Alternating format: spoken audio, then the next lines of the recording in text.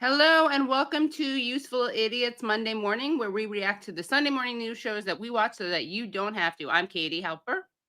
I'm Aaron Maté. Good Monday morning, everybody. Great to start the week with you. Hope your weekend was well. And if it wasn't, we're going to brighten your day today with the worst people in the world, our corporate media stenographers and the people they serve. Yeah. Terrible news coming out of Palestine. And of course, it's mostly ignored. But we'll actually show you a surprising clip at the end where someone actually does good journalism. So that's new. A very endangered species. Yeah. On corporate TV. Well, let's get to it. Let's start with Meet the Press. Good Sunday morning. With just 16 days until Election Day, the candidates' closing arguments are starting to take shape. Vice President Harris, who launched her campaign vowing to return joy to politics, is now questioning former President Trump's fitness for office and casting him as a threat to democracy. Yeah, the joy thing didn't really land. Yeah. No, Remember that? Joy. Yeah. Then there was lethal joy, which we identified on this show. And join aside. Say it again. Join aside. Join aside. That's right. Yes. Yeah. Yes. Kamala Harris, the candidate of join aside, as her administration presides over a genocide in Gaza. But the joy thing hasn't really stuck, so they're kind of dropping that and back to good old, mudslinging. Right. Former President Trump is intensifying his attacks against his political opponents and coarsening his language in what remains a razor-tight race.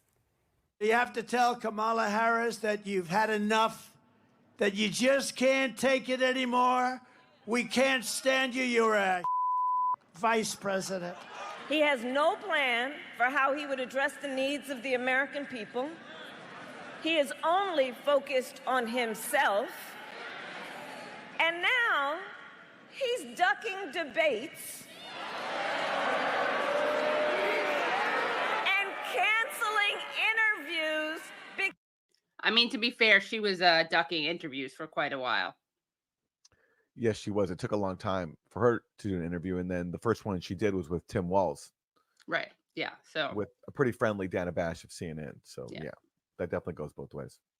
Because of exhaustion. Polling has consistently found that President Biden is a drag on Harris's candidacy, and voters are eager for a new direction. And this morning, NBC News has learned that with just 2 weeks left in the campaign, there are currently no plans for Harris to appear on the trail with Biden before Election Day. The vice president. I mean, fair enough. I wouldn't want to be campaigning with a guy presiding over a year-long genocide. Right.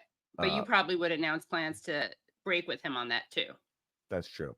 That's definitely true. And she's not done that at all. She refuses to do that. Right. Yet, like the other day, she said, traditionally, vice presidents don't break with the president they serve. They don't criticize them. But actually, remember in 2000, Al Gore, when he was running after Bill Clinton, he broke with Bill Clinton because he needed the Cuban-American vote in Florida. Remember, like that kid? Yeah, Elian Gonzalez. Yeah. So Al Gore said that he wouldn't have let Cuba, the kid's Cuban family, retake him. So that was breaking from Bill Clinton. Right. So it's not true that vice presidents don't break with the president. So I can't think of a better reason to break from your president if he's presiding over a genocide. But apparently Kamala Harris's people don't agree. Right. Is trying to put space between herself and her boss while she continues to be pressed on what exactly she would do differently. My presidency will not be a continuation of Joe Biden's presidency. And like every new president that comes into office, I will bring my life experiences, my professional experiences, and fresh and new ideas. I represent a new generation of leadership. Remember, one of the big differences, she's being humble here, because one of the big differences that she told us about is having Republicans in her cabinet. Which the candidates are pretty obvious. It's going to be either Liz Cheney or what's his name, Adam Kinzinger, that former Republican Congress member who was on the Sunday news shows every week because that was, especially when it was really fashionable to obsess over Russia and how we have to fight a proxy war, which no one really talks about anymore, by the way. We're still fueling a massive proxy war with Russia and Ukraine, but no one really talks about it because it's going so terribly. Everyone's moved on. But yeah, so that's who we can look forward to serving under President Kamala Harris. Liz Cheney or Adam Kinzinger, who's like also, Adam Kinzinger is also a NAFO fella, like those trolls online who troll people to support the proxy war in Ukraine. That's also Adam Kinzinger. Right. So what a lineup she has. I believe he also said something really offensive about Aaron Bushnell. I would not be surprised if he did. Yeah. Biden said this week that every president has to cut their own path. What is one policy that you would have done differently over these last 3.5 years than President Biden? I mean, to be very candid with you, even including Mike Pence, vice presidents are not critical of their presidents. For his part, former President Trump is.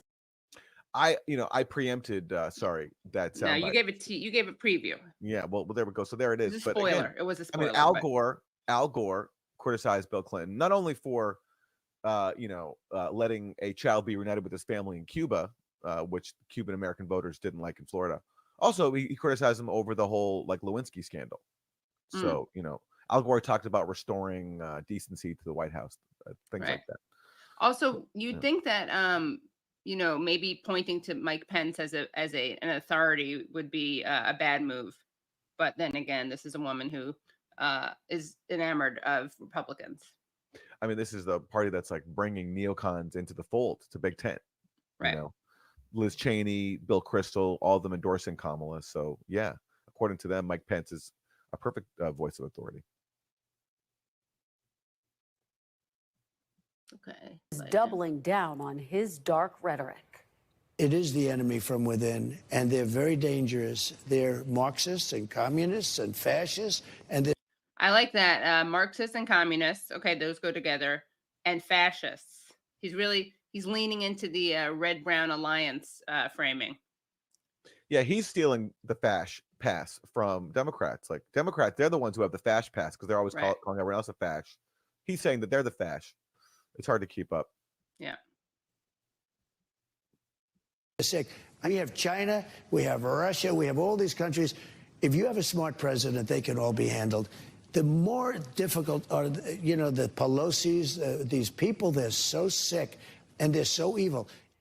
At a town hall of Latino voters on Wednesday, an audience member who identified himself as a Republican pressed Trump on the January 6th attack on the Capitol. I want to give you the opportunity to try to win back my vote.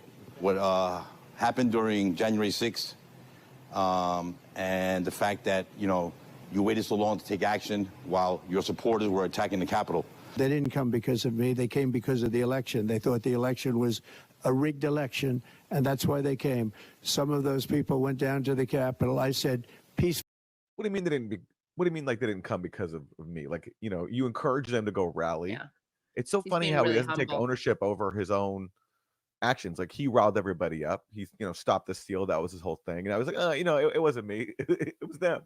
It was them. It's that typical Trumpian humility. Yeah, exactly. When he's responsible for something, all of a sudden he discovers his humility and it's not about him anymore. Right. Yeah. Also, he's pointing out, he's saying that it wasn't because of him, but because it was rigged. I mean, he was saying it was rigged. Exactly. And also encouraging people to actually show up. Yeah. He's like, for some reason, they developed the impression it was rigged. I don't know how they got that in their heads, but hey, it wasn't me. That's their own independent decision. And I respect their choices. Yeah. Shaggy.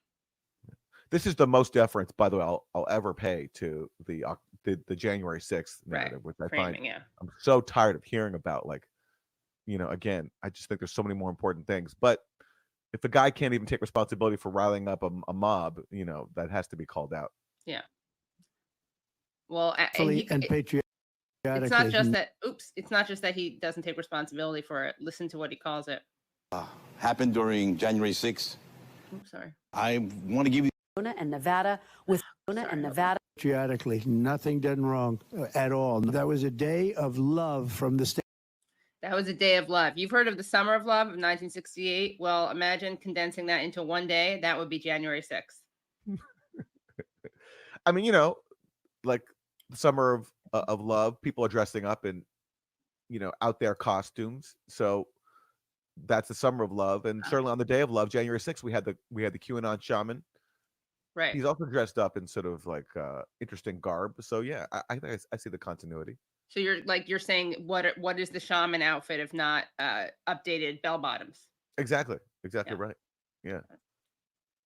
Standpoint of the millions, it's like hundreds It's really fun. His expression is pretty good. That guy. He's not convinced, I don't think. of thousands. It could have been the largest group I've ever spoken before.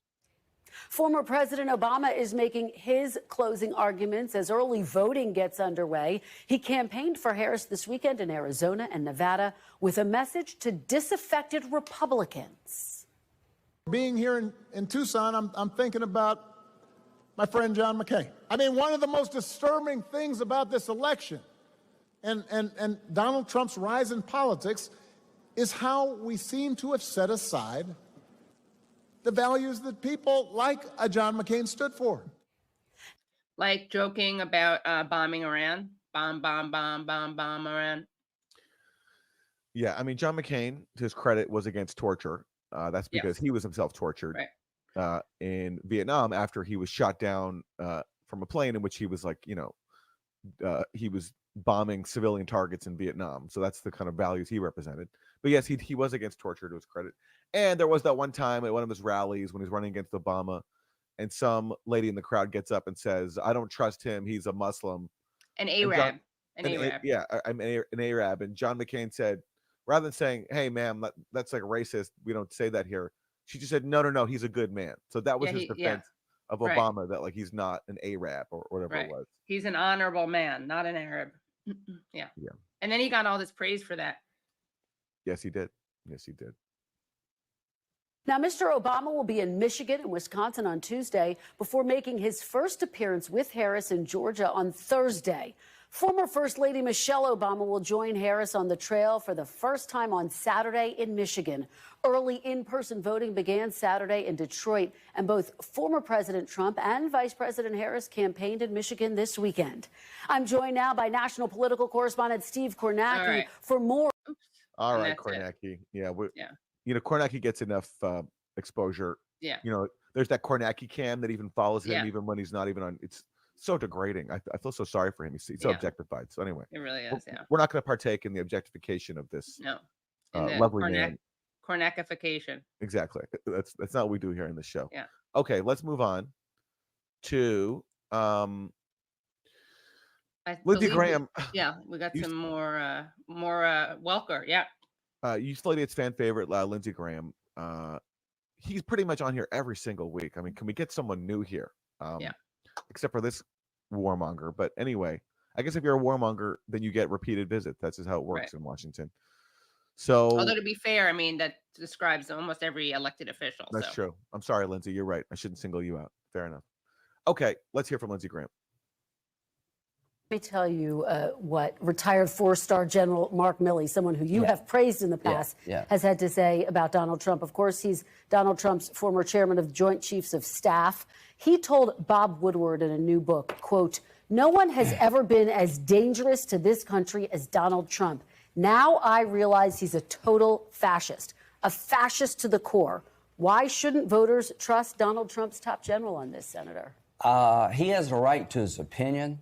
But this is the man who oversaw 20 years of training of the Afghan Iraqi army that folded like a cheap suit. I like General Milley, but I disagree with him. You know what I fear?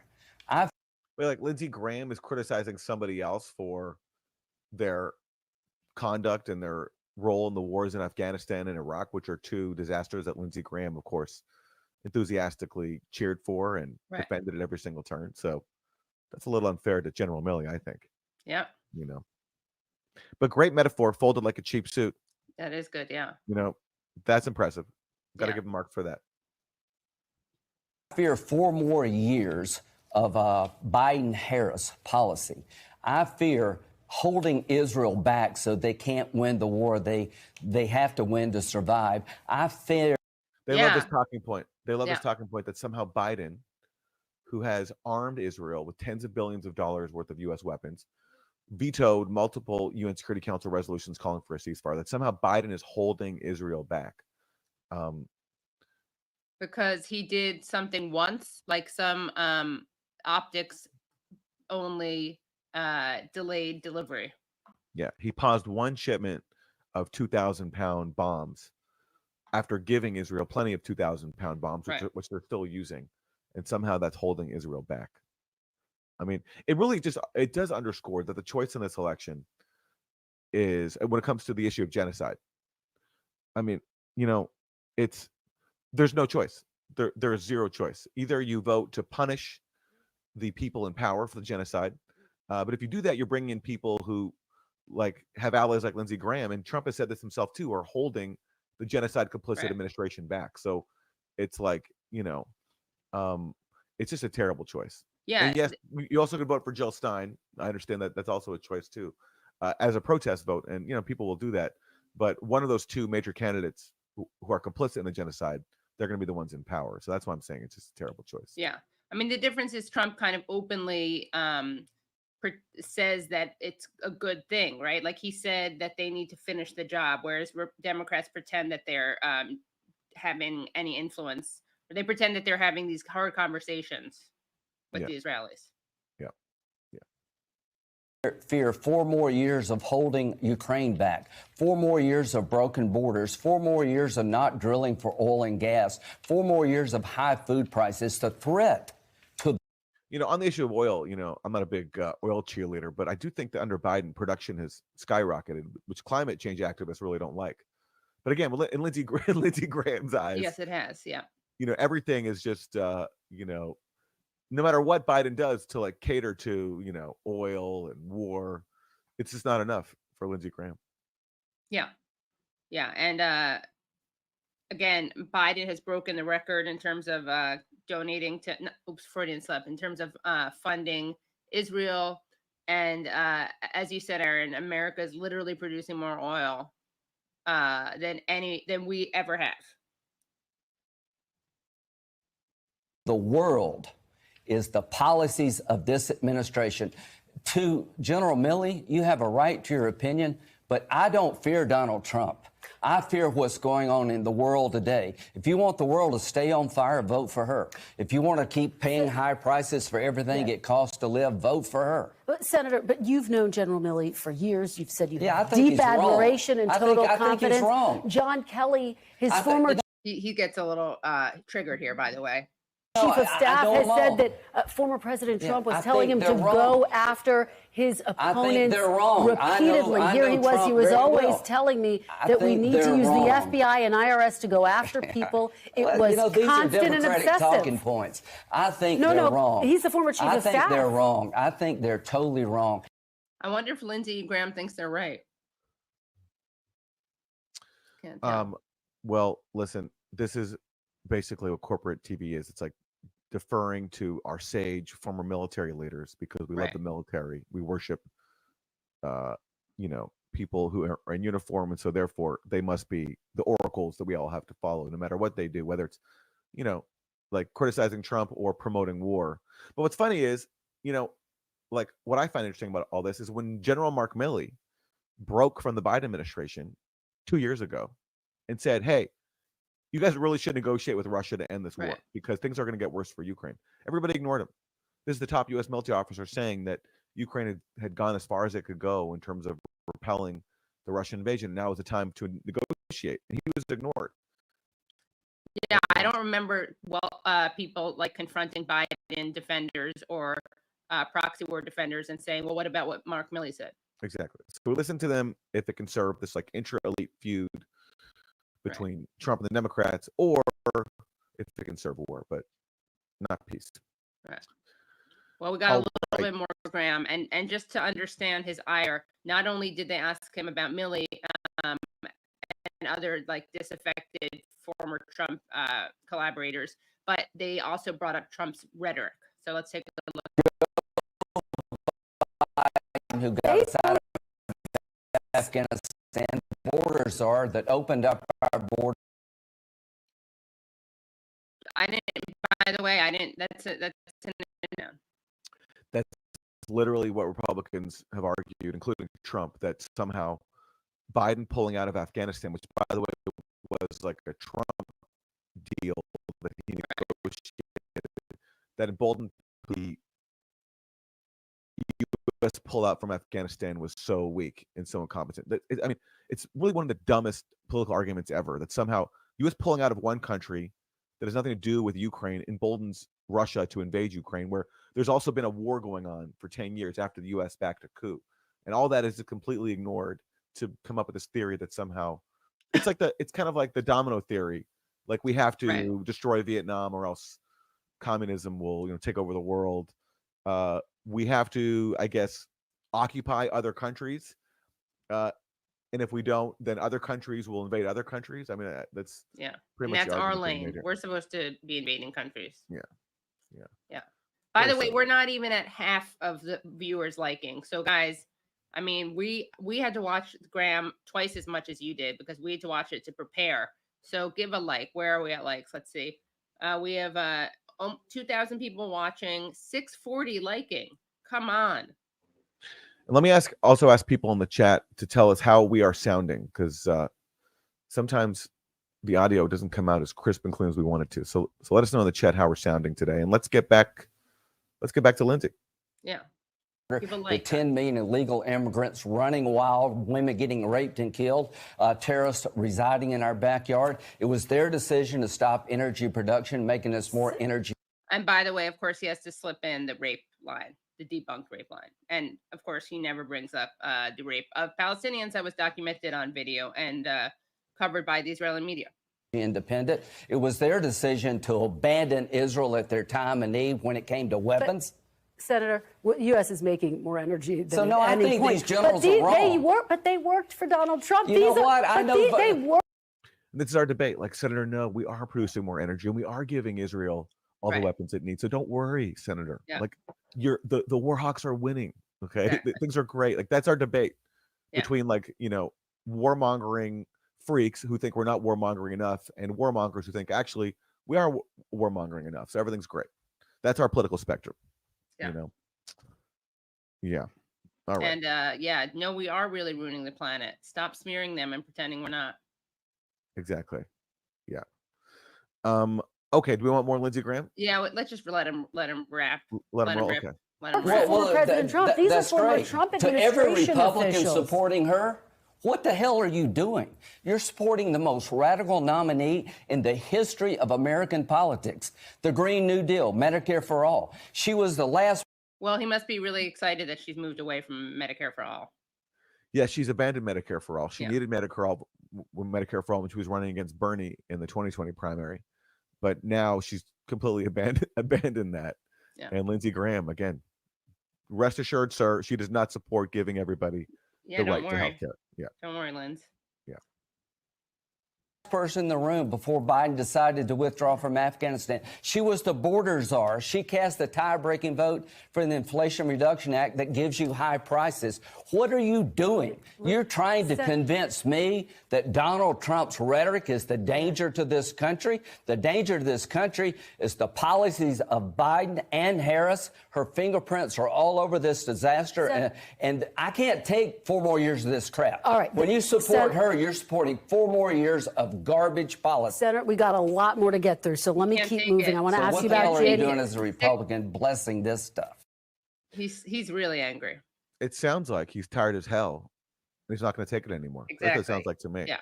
Yes. Exactly. For people who don't know that reference, it's from the film Network. Yeah. One of my favorites. Go see it if you haven't seen it. Great. It's like made in the late 70s, but still so timeless, relevant to today. It's really a timeless movie.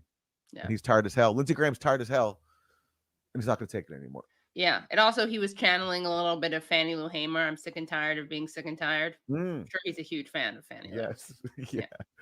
Yes. Yeah. Well, in the pantheon of American heroes, Fannie Lou Hamer, Lindsey Graham.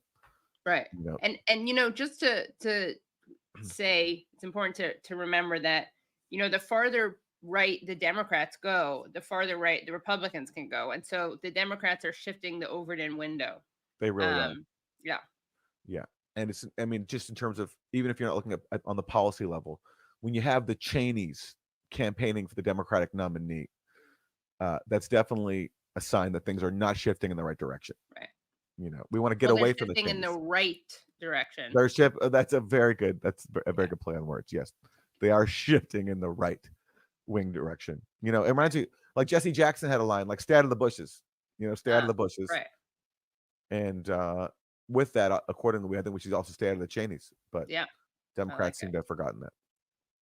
All righty. Who else we got? Okay. Josh Shapiro. Oh, yeah. Who should have been our nominee, but unfortunately, the rabid anti-Semitism. Never forget. Yeah. Yes. Well, he's going to weigh in on the presidential race. How unpopular polls show President Biden is. Has Vice President Harris done enough to distance herself from President Biden? Kristen, I think what is clear is this is a race not between Kamala Harris and Joe Biden, but between Kamala Harris and Donald Trump. And on that. Whoa, that's some insight. That's something you got to turn to the politicians to explain to us. Yeah. Thank you, Josh. But I guarantee you it was written by someone paid a lot of money a year to come up with talking points like that. Right. True. That's like a great line that someone came up with to give him. Our clear contrast. Kamala Harris wants to cut taxes for the middle class and small businesses. Donald Trump's tariffs and his economic policies would raise costs for middle class families. I think Kamala Harris has a strong and competent approach to foreign policy to try and calm tensions overseas. Donald Trump just wants to throw a grenade and everything and create more chaos. Okay, calm tensions overseas, create more chaos. What does he think that this genocide is doing? Well, exactly. That's the thing. It's like, to them, seeing children massacred in Gaza with U.S. weapons, with the Biden administration's support, that somehow doesn't clue into them as being a sign of chaos and not calm. Like, just as long as Anthony Blinken is making his millionth flight to the Middle East to do nothing, then that's a sign he's trying to calm tensions. While meanwhile, of course, they're setting everything on fire. Right. And it's true. Look, there's nothing that Trump has put forward that suggests he would break from that. But they can. But at minimum, for them to claim that they're trying to calm tensions when they're the administration in power and fueling all this, right, is obviously just totally wrong. And even if obviously morally, I mean, it's disgusting and disturbing and disqualifying that they don't care about this genocide, but also just in terms of stability. I mean, things are heating up with Iran and Israel. Really, there's not a lot of peace in that region. I mean, just a few days ago, there was a leak from the U.S. intelligence community about Israel's plans to attack Iran. Right. And, Israel's putting significant firepower toward that effort. And the Biden administration is coordinating with it. Rather than saying, hey, let's not have an attack on another major foreign power, the Biden administration is saying, hey, let's coordinate this. Let's help you out. And let's send THAAD missile systems to back you up on this. Right. And pretending that Iran is just doing what it's doing out of thin air, as opposed to very clear retaliation. Yeah. And more suffering across the globe. I think you have a clear contrast on freedom between those two candidates. Kamala Harris wants to restore Roe. Donald Trump brags about how he's ripped away the freedom from millions of women across this country. Okay, so that is true that he did do that. But, Kamala Harris was vice president for 4 years. Where were the Democrats in terms of codifying Roe? For them, it's much better to have this as a fundraising opportunity and vote scaring opportunity. So listen, I think you have a clear contrast between Kamala Harris and Donald Trump, and voters are going to the polls literally right now all across America, focusing on that choice, not a choice between Kamala Harris and Joe Biden. I understand what you're saying, Governor. Another thing I want to point out is, he talks about freedom. And that Kamala Harris believes in freedom and Trump doesn't. But how much freedom is there right now when it comes to, for instance, freedom to assemble? We see all these people being punished for just showing up to protest. People are getting fired over social media posts. Students are being threatened with deportation, as we covered with Mamadou Tal. So that's something that maybe Josh Shapiro should care about. But polls do show that more Americans feel as though President Biden's policies have hurt them rather than help them. So can you name one key policy difference between Vice President Harris and President Biden? How would her administration look different? You know, I've been really encouraged by the amount of energy that Kamala Harris, Vice President Harris, has put into focusing on how she will cut taxes for small businesses. The At least focus he's on admitting child that care. he's admitting that there's an increase in energy production. But there we go. Yeah. Tax. I would have just gone with joy. You know. Yeah. True. Yeah. I'll tell you a policy difference. Kirsten Welker, joy. Okay. That's bam. That's all we need right there. She brings joy, lethal joy. Lethal joy. Yeah. Joy and Republicans. There we go. Yeah. Joy and a Cheney cabinet post. Credit expansion. That's something. Which is redundant, of course, because who's more joyful than the Cheney? The Cheney, sure. Yeah. I've done here in Pennsylvania. We've seen that work to ease the burden on families. I think a focus on those kinds of things is particularly important. And those are the kinds of things I think Kamala Harris has brought specifically to this race. Those aren't necessarily differences, though. They're an expansion or a tweak to some extent to what's been done. Can you name one policy difference? Well, listen, again, the contrast I am focused on, Kristen, is between her and Donald Trump. And on that, I think it is clearly different. I don't want to go back to Donald Trump when he was in charge of this country. Remember the record. I know there's still some people that have maybe a little brain fog. They don't remember what it was like. Under Donald Trump, you had more chaos, you had less jobs, and you had a whole lot less freedom. I don't think we want to go back to a time of chaos. I want a stable, strong leader, and that's Kamala Harris. The choice is really tough because when he says we had more chaos, I mean, like, what does he mean by that? Certainly chaos in the world. No, actually, like, we didn't. Right. Trump didn't fuel two catastrophic conflicts, wars. I mean, one of them's not even a conflict, it's a genocide, and the proxy war in Ukraine. Globally. Now, you know, domestically, like, I will never argue that Democrats are just the same as Republicans when it comes to domestic policy. It's just true. Like, Democrats have more ties to labor unions, to working people, and they do, you know, their policies do reflect that. Like, look at the National Labor Relations Board. Like, Trump posed as a friend of the worker, and he installed all these people who hate workers, and you know, Biden put in some decent people. So of course there are differences. They also, you know, but the Biden administration reduced the price of some prescription drugs. And, you know, as critical as we are of Democrats, we have to be honest about that. But my problem is, like, when you look at it's like, so domestically, there's no contest, I think, between Democrats and Republicans. And the abortion thing, of course, is that if you believe in choice, then Democrats are clearly the better option. But then, unfortunately, you have to look at the world right now, and that has been Democrats that have set it on fire in ways that Trump, as bad as he was, didn't even do. So it's just it's not a great choice we have in this election. No. Okay, that's my penetrating insight at this state of the race. It's not a good choice. Yeah. Hopefully that helps everybody. Yeah. Okay. Bernie Sanders, he's out there campaigning for Kamala. What is his message right now, especially for people who are concerned about the fact that Kamala Harris is taking part in an administration that is presiding over a genocide? We know the election is going to be very, very close. Michigan has a large Arab American and Muslim American population that traditionally votes Democrat, but there's a lot of concern among Democrats that a lot of those voters are either going to go to third party or not going to vote at all in protest of the Biden-Harris support for Prime Minister Netanyahu of Israel. Okay, I like the way he makes it about, like, their support for Netanyahu as if this is just a political, like, horse race issue, not because of genocide.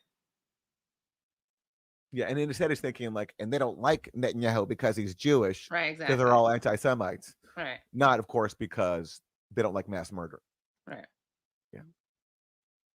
What do you say to those voters who are thinking about sitting out this election or voting third party, or maybe even voting for Donald Trump because they disapprove of Netanyahu and Biden-Harris's support for Netanyahu? Why is he talking about Netanyahu, though? Again, Jake, it's not about Netanyahu. Right. It's about the Israeli government committing a genocide. Not a complicated thought. No, you know, really especially if your job is, like, professionally to talk out loud, like, with your mouth about politics and war, conflict. Really easy. People don't like mass murder. People don't like seeing children exterminated. People don't like seeing starvation sieges, which Israel's carrying out right now in the north of Gaza, as part of a drive to basically push everybody out in a mass ethnic cleansing campaign. People don't like that, and it shouldn't be difficult for Jake Tapper to process. It obviously is, though. Yeah. Well, what I say in my own view is, as I'm sure you know, I happen to believe that Hamas is a terrible terrorist organization that attacked Israel on October 7th. Israel had a right to respond, but it did not have the right to go to war against the entire Palestinian people, kill 42,000, injure 100,000, and destroy almost all of Gaza. That they don't have a right to do. And I will be leading the effort to make sure that we do not provide more offensive military aid to Israel. But to those people who are saying, well, I can't support. What does he mean by offensive military aid? So he supports, I mean, like military aid is military aid. It's weapons to kill people. Maybe he's saying he'd only support the Iron Dome. But I don't know. Again, you know, Bernie, he's put forward some good measures to try to restrain Israel, to cut off the support, but his rhetoric still needs some work. I mean, like, what he should say is that Israel doesn't have a right to respond to Hamas. It has an obligation to end the occupation. The occupation is what happened long before October 7th. It's not as if this started on October 7th. And so therefore, it's not about Israel responding to Hamas for October 7th. Israel had the right to repel an attack as it was happening on October 7th, right? If like militants are killing your civilians or kidnapping them, okay, you have the right to stop that operation. You don't have the right to go and attack a territory you're occupying. You have an obligation to stop occupying. And Bernie Sanders, it seems to me, doesn't understand that pretty clear concept. Yeah. But Harris, because she disagrees, Trump on that issue, even on that issue, is worse. He will be closer to Netanyahu.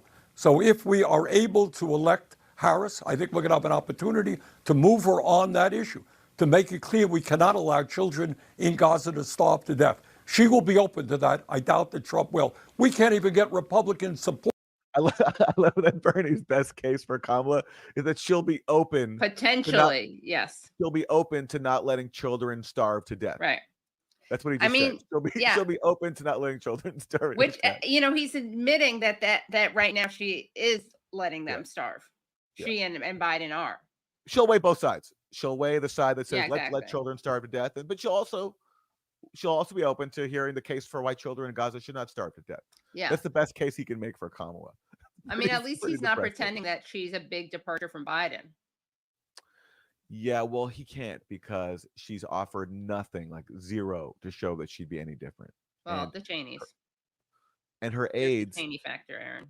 Her aides have put out stories saying that, yes, she will not break at all from Biden on Israel. Like there was a story in the New York Times about that a few days ago, basically to reassure pro-Israel donors and voters that she'll be just the same as Biden. So don't confuse her fake empathy for a policy difference.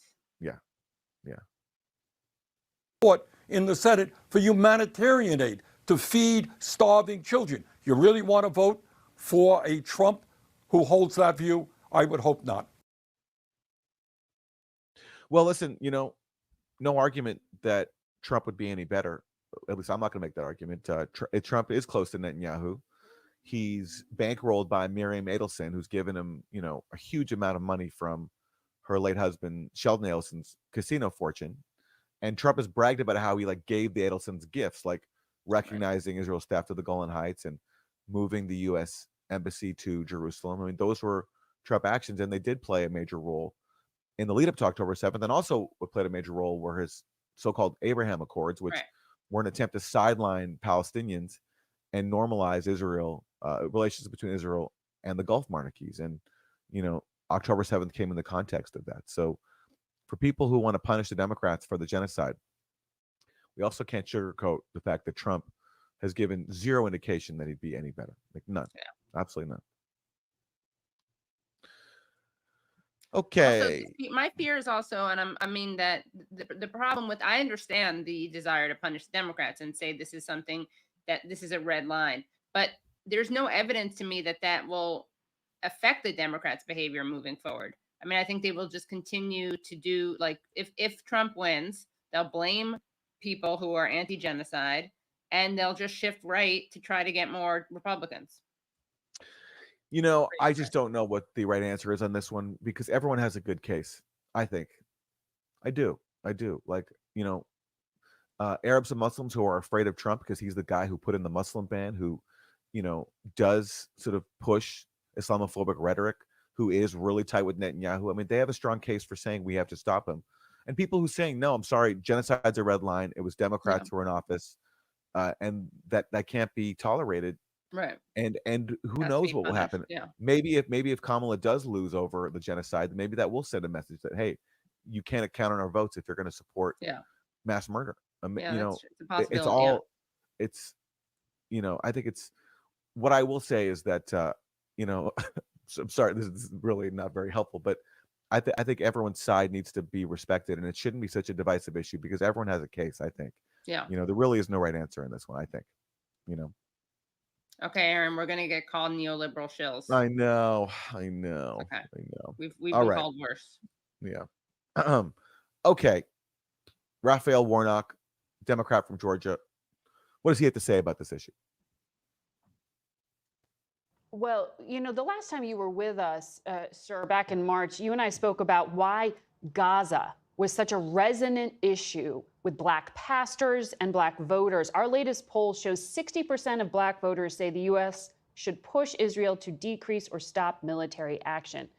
Just this past week, the administration sent a letter to Israel calling on its government to allow in aid to Gaza. It has dropped to its lowest level in a year, and warning. That was a great letter from Tony Blinken and Lloyd Austin. They were like, hey, we know you're starving Gaza. You have 30 days, okay, young man. You have 30 days to let in aid to stop this, to, like, you know, reduce your starvation siege, or else there might be consequences. We might cut off weapons, which is amazing because basically they're admitting that Israel is violating U.S. law, which says U.S. cannot arm people that are deliberately blocking aid. And their response is, hey, we know you're doing an action that is in violation of our own laws, and you have 30 days to do something about it, or else we might do something about it. That was the letter, you know. And by the way, the timing happens to take Israel until after the election. So who knows when the election comes? I'm sure the Biden administration will forget about this warning like they've forgotten all the other ones.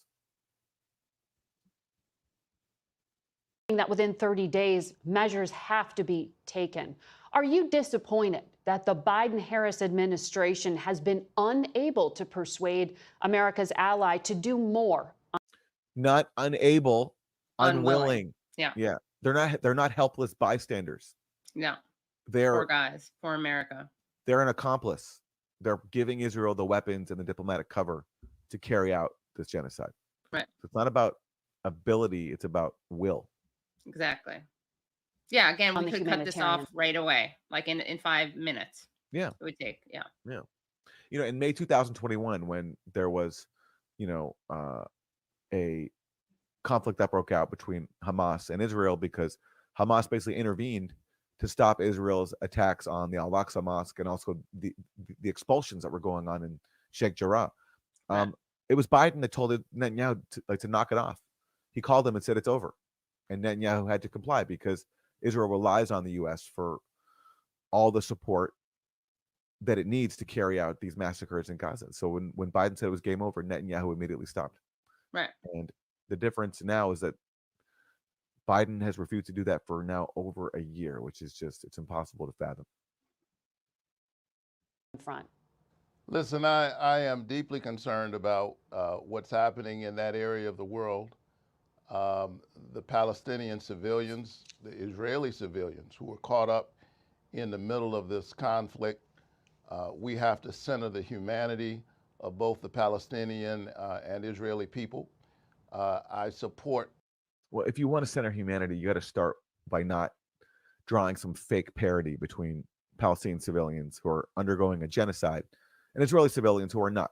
Like, you know, Israeli civilians, they have to occasionally run to a shelter if there's a rocket warning. But, you know, as we saw, Hezbollah and Iran have been primarily, like when Iran struck Israel, that was against military targets, not against civilians. Not one civilian was killed, except for a Palestinian who was killed by shrapnel.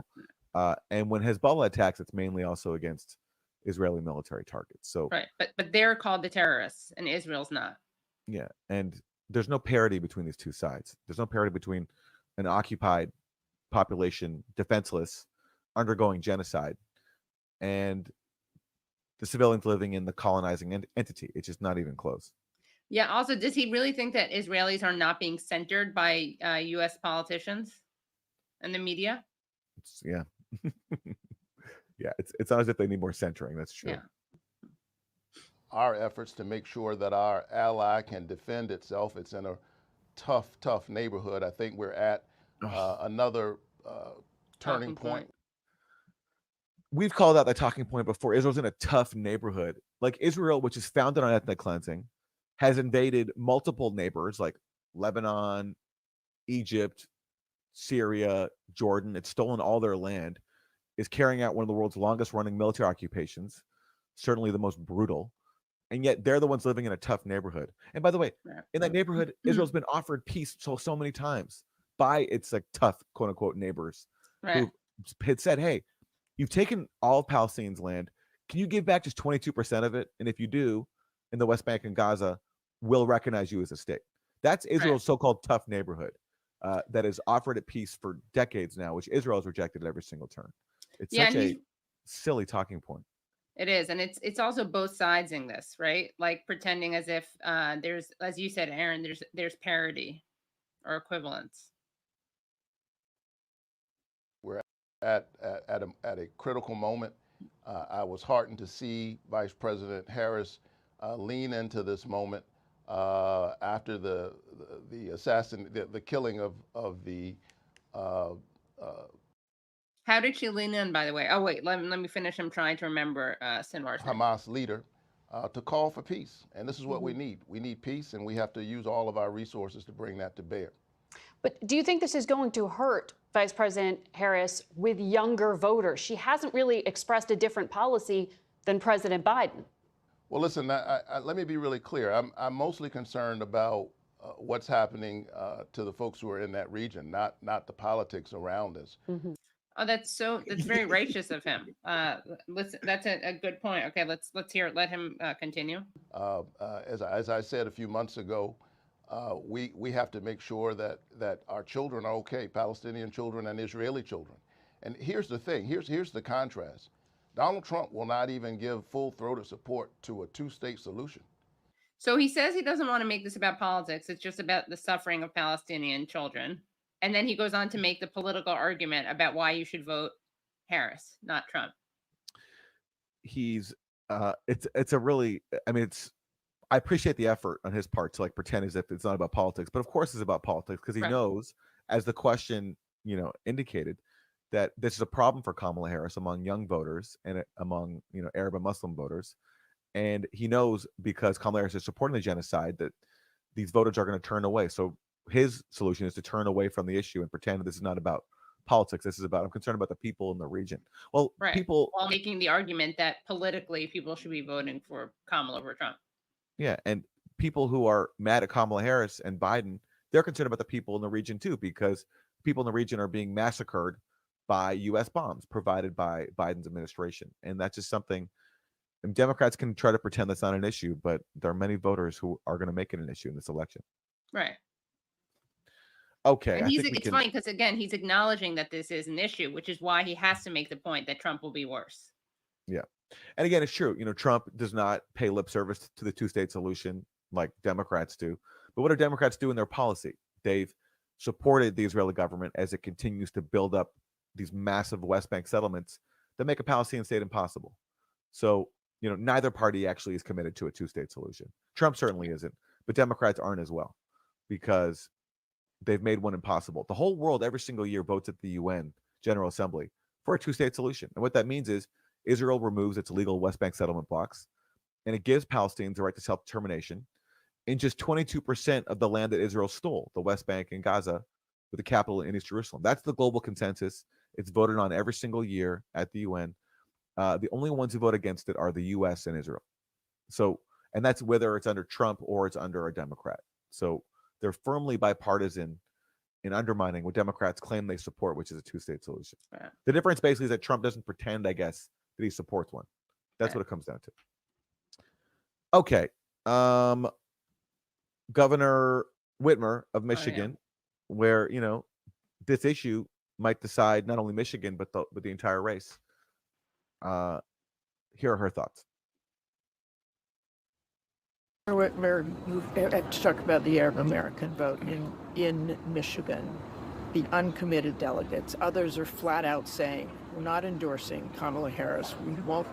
We will not vote for her because of what's going on in Gaza. How do you convince them?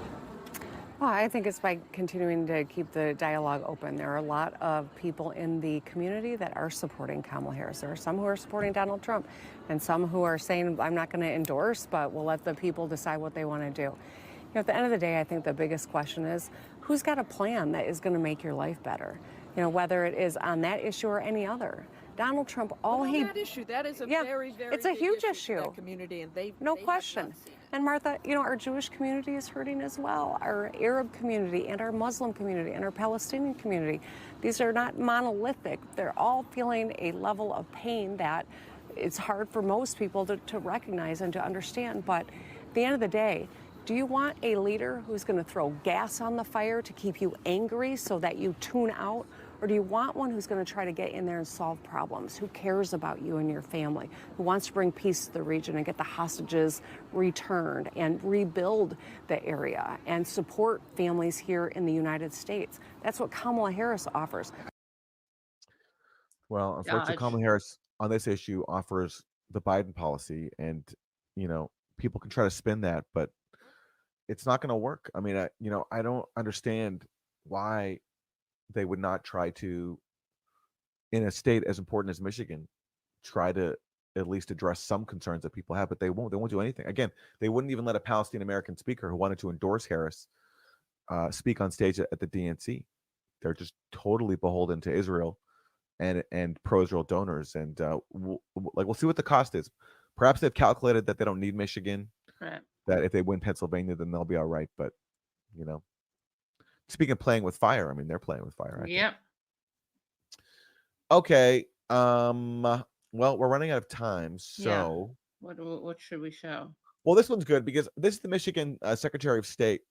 And what I think this is basically a preview of the excuse we're going to get if Michigan does not go in the column of the Democrats, and if Democrats lose because of their support for the genocide in Gaza. I think what I'm picking up from this clip is that maybe we're going to get this talking point that this was the fault of, guess what, foreign disinformation, who brainwashed voters into not voting for Kamala.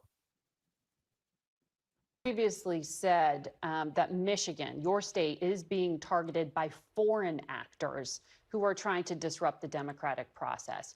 Have you been given concrete evidence or examples by U.S. intelligence about what is happening in your battleground state? Like, what form is it taking? We know that because our systems are secure, there are foreign bad actors and adversaries to democracy on the global scale who will seek to potentially not hack our systems, but hack voters' minds, to spread falsehoods and misinformation, not just to sow seeds of distrust, but to diminish citizens' confidence in the process and in their own voices. And you see it amplifying now because if there is enough noise, you can cause people to potentially give up and say, I don't know what to believe, I'm disengaging altogether. That's the goal. So we're seeing efforts to amplify misinformation and are prepared to, again, push back with real information. But we need voters to be a part of that as well. How are you going to push back, and how are voters supposed to be part of this? Like, this is just empty platitudes. I'm actually surprised that Brennan is even asking for concrete evidence. Yeah, well, that's the thing. She asked, like, have you been given any specific examples and evidence of foreign misinformation? And she didn't give one. She just talked about broadly, there's foreign actors. She didn't name which ones. And I don't know. I mean, maybe I'm reading too much into this, but it sounds to me like they're, this will be part of an effort. If Democrats lose Michigan, just like they lost in 2016 when they blame Russia, they're going to blame, Iran for brainwashing people into not voting for Kamala because of the genocide. And you know. Maybe Margaret will be blamed for even asking for evidence instead of believing. She's spreading disinformation herself. Yeah. Okay. I think we have Speaker time Mike for one Johnson. more clip, right? Yeah. Speaker Mike Johnson. Do you want to hear from him? Yeah, sure. Yeah. What's he saying about the crisis in the Middle East? Israel, you spoke with Prime Minister Netanyahu yesterday. The U.S. is right now investigating a leak of highly classified intelligence documents posted online that appear to show Israeli plans for a retaliatory strike against Iran. It's so fascinating. It's always a retaliatory strike when Israel does it, but when Iran does it, and it actually is retaliatory, it's presented as if it's just out of the blue. What's the latest on the investigation into this leak, and what did your conversation with Netanyahu go like? How did that go? Yeah, the leak is very concerning. There's some serious allegations being made there, investigation underway, and I'll get a briefing on that in a couple of hours. There's a classified level briefing and then other, but we're following it closely. It's not the actual news that's disturbing, like this heightening war, potential escalation towards all-out regional war, perhaps world war. It's the fact that this was leaked. Look, I talked. Oh, sorry. Aaron. Somebody in the chat pointing out that his jacket, Mike Johnson's jacket, does not fit, and you know what they say. Shoulder. There it is from Lawrence. A good eye, Lawrence. His jacket doesn't fit, and if the jacket doesn't fit, you must acquit. Exactly. Acquit this war. Mm-hmm. To all right, my friend Bibi, Prime Minister Netanyahu yesterday. Ugh, my friend Bibi, so disgusting. To encourage my friend Adolf, my friend Addie.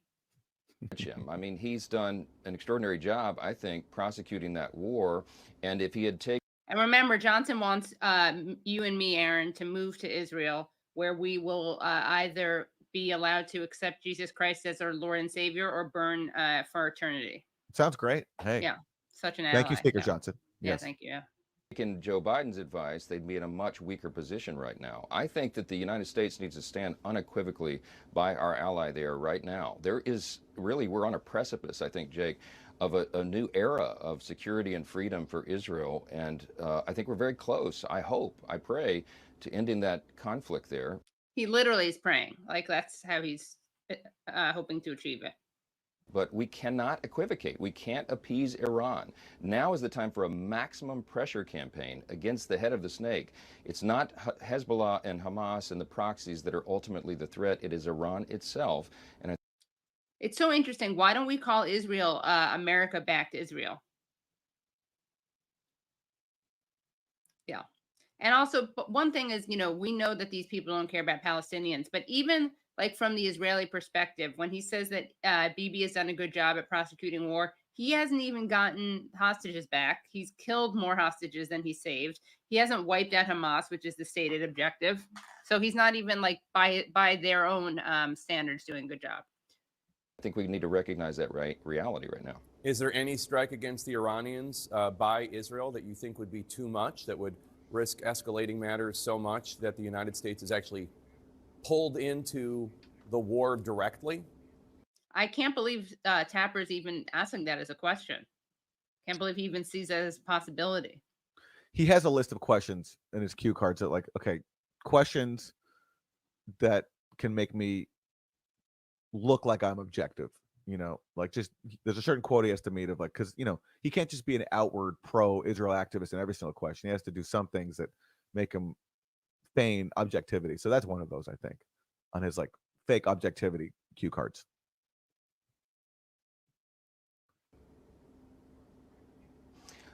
It's not my place to second guess their strategy or try to micromanage it. I think that we do harm to. It's our place to just fund it unapologetically and unequivocally without any conditions. The overall cause, if that's our position. And I think that's what the Biden-Harris administration has tried to do at too many points along the way. They have withheld weapons systems when Congress, in a bipartisan manner, duly enacted that these things would be supplied. And, you know, I've had many very serious, deep conversations with administration officials over the previous months, urging them to do what Congress has voted. Sounds very deep. Yes, they've Yeah. had deep conversations. He says, like, I don't know, plotting over how to massacre more children. I don't think that qualifies as a deep conversation. Right. I've had some deep conversations in my life. Not that. Never entailed strategizing how to murder people. Right. You I know? mean, that's the another difference between Republicans and Democrats. The Democrats have tough conversations, and Republicans have deep ones. They have deep conversations. Yeah, it's Yeah. spiritual. It's spiritual when Yeah. they get together, and it's mystical when they talk about how they can kill more children in Right. Gaza. Very deep. And also, it's so funny. These guys always obsess over withholding one shipment, right? Mhm. And they never mention the fact that Biden, despite this bipartisan support that he has, he still bypasses Congress. He's done that multiple times to approve weapons transfers without congressional approval.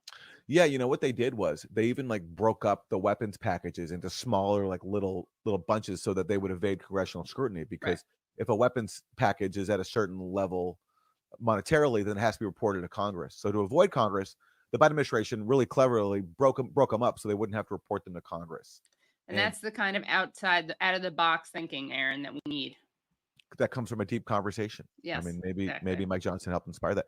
And recently there was an article in Politico that said at a meeting in August, the top U.S. official for aid into Gaza said to a group of people that no matter what, the U.S. will not cut off weapons because Israel is just too important an ally. Right. So that's the Biden administration that Mike Johnson says is not doing enough. To do. And I think in many ways they've kind of empowered Iran. I mean, look, President Trump is right when he says on the campaign trail that none of this happened under his watch. It didn't, because we did not empower it. The Biden-Harris policies did. They relaxed sanctions on Iran, which allowed them to have the resources and the time and the opportunity. Well, he must be really glad that Biden did continue Trump's policy with Iran when it comes to not pursuing a deal that his own president, Barack Obama, achieved. Yeah. And you know what's crazy about this? Robert Malley, who served under the Obama administration, helped negotiate the Iran nuclear deal. Biden, and what I thought was a really positive step, he appointed Robert Malley to like renegotiate with Iran and rejoin the deal, right? So that was one of the reasons I thought, that was like one of the few rays of light I saw in the Biden administration, right? And then like what happened to Robert Malley? Well, he basically has been investigated for a long time now for mishandling some classified documents, and he's lost his security clearance, so he's been sidelined. And you have to wonder, like, was he targeted because basically he made the mistake of advocating diplomacy, which you can't do in Washington right now. More doc talk. Yeah, so he's out of the picture. Right. He's a non-player now. I think you have to wonder about what was happening there. But anyway, yes, Biden continued Trump's so-called maximum pressure on Iran, and this idea that like Iran had all the money to fund October 7th. Iran had nothing to do with October 7th. That's very clear. Yeah, I mean, so this idea that like somehow if Trump were in office, this wouldn't have happened is just so silly. When again, what happened was Hamas was responding to Israel's refusal with U.S. support to end the occupation, end the siege, and to sideline Palestinians by making side deals with the Gulf monarchies, which Trump actively pursued, and to recognize Israel's theft of more stolen Palestinian land, more stolen Syrian land. So all these things that Mike Johnson says would have been avoided under Trump were fueled by Trump when he was in office, and it's helped lead us to where we are today.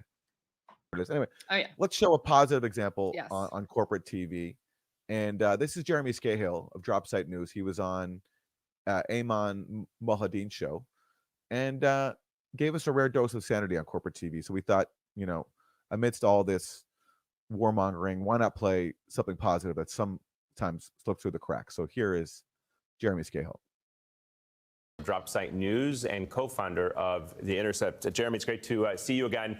I know you've covered Hamas extensively throughout the year. You know a lot about Yahya Sinwar and other Hamas leaders. Can you tell us why? I begin by saying that as we're speaking tonight, the Israelis are waging an extermination campaign in the north of Gaza. For the past 2 weeks, they've surrounded the area, and they've intensified it after the killing of Yahya Sinwar. No food or medicine of any kind has reached most parts of the north. I'm in direct touch. I'm in with medical officials in the north and with journalistic colleagues. I understand that at least 80 people have been killed tonight in a horrifying set of attacks on half a dozen residential buildings. I've just gotten done seeing images from the ground where children are being shredded like meat in a butcher shop. I don't understand how any of us, whether we're journalists or not, this isn't about objectivity, how any of us can watch this genocide unfold in real time and watch the pontificating of the politicians running for president and not just cry out, this has to stop. I mean, this has to stop. We've looked at this. I mean, I know you've reported on the ground from Gaza. I mean, we're watching a genocide in real time, and I'm sorry, but on this network also, there are people who have promoted propaganda from Israel. There are people cheerleading for those running for office who are lying to the American people about concern for the Palestinians. And yes, we should talk about Yahya Sinwar, but Yahya Sinwar is also in many ways the story of Gaza. You know, yes, this was a violent man, but his violence was rooted in the fact that he was born in a refugee camp. And Israel, throughout his entire life, waged a war of annihilation against the Palestinians. I'm not here to defend Yahya Sinwar. I'm here to say that we can't talk about who Yahya Sinwar was or what Hamas is without talking about 76 years of colonialism, of apartheid, of mass killing, of mowing the lawn, of controlling the calories. Yahya Sinwar's death, the White House is saying this provides a moment to sort of pivot and to make a settlement. And what does Netanyahu do in response to those speeches from Kamala Harris and Joe Biden and John Kirby? He doubles down. He goes full force, final solution on the people of northern Gaza. Yes, let's talk about Yahya Sinwar, but my God, we cannot watch more children being shredded and say that this is okay. Well, this is just a political issue. No, and I was actually going to get to that because So there we go. Jeremy Scahill, speaking for anybody with a conscience to MSNBC and calling out the lies that have been told on that network to support the genocide. So, a rare case of sanity on corporate TV. So we thought we'd bring that to you. Yeah, I know. As he does. I mean, also a lot of give credit to Ayman, who, as Jeremy says, has done reporting on the ground from Gaza, but also on his show. He's really been a departure in terms of his content, like his own blocks and the guests he brings on. Yeah, there have been multiple prolonged Israeli massacres in Gaza, and Ayman was on the ground for at least a few of them. One of them, when he was a correspondent for Al Jazeera, he was there pretty much the entire time. Very brave reporting, and continuing that tradition of journalism on his show now on MSNBC. Let's see if he gets fired. Fingers crossed he doesn't. Okay, well, listen, that's been the show. Our website is usefulidiots.podcast.com. Go there to support the show, get bonus content. Katie, anything you want to plug for Katie Halper show this week? Well, I want to say make sure you do that for Useful Idiots, because our extended interview with Haim Brashith is really excellent. And for people who haven't watched that episode, make sure you do. He's a former IDF soldier and has a book about the Israeli army. Thanks for asking about my show. I'm actually going to have on Maura Finkelstein, who is the first tenured professor to be fired over this at Muhlenberg University. And I'm going to be having on Rami Yunus, who is a director, a co-director of the excellent documentary Lid, which is a documentary but also has some sci-fi in it. It's fascinating. It's about Palestine and the Nakba. His film Lid has been banned in Israel, so he's going to come on and talk about that, and that will be Tuesday at 7 p.m. at youtube.com/The Katie Halper Show. You would think, when it comes to Maura Finkelstein, that like a tenured professor being fired, like what? Like I thought the whole point of tenure is you can't be fired, right? But you haven't heard about the power of pro-Israel donors and the consequences of speaking out of line when it comes to supporting Palestinian rights in the academy in the U.S. That's a red line where even tenured professors can go. So that's Tuesday evening on the Katie Halper Show. Yeah. Thank you guys so much for watching, and we'll see you next week. Bye. Bye, everyone.